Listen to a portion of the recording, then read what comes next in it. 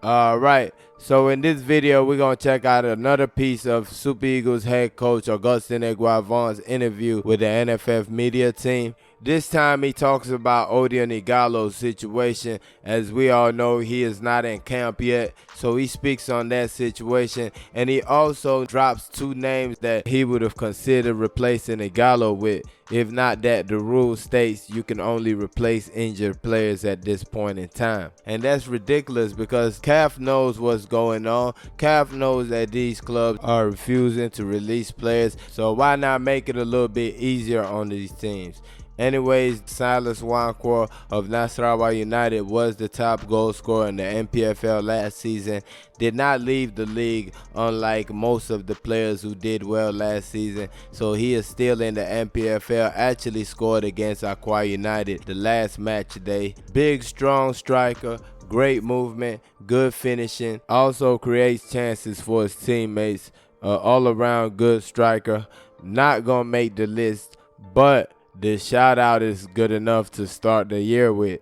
I mean, when you have the Super Eagles head coach mentioning your name right before a major tournament, you know you've been doing something right. The second player he named, Akinkunmi Amoo, former under-17 player, real dazzler, great dribbler, strong on the ball. He is not that tall, and I believe that short height gives him a great center of gravity. It's very hard to move that guy from point A to point B. Had a good season in Europe. I believe this is his second season, first full-time season.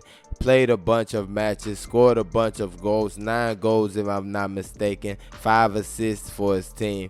At 19, he is absolutely not too young for the national team, but at the same time, they can only take but so many players. With all that being said, let's get into this video clip.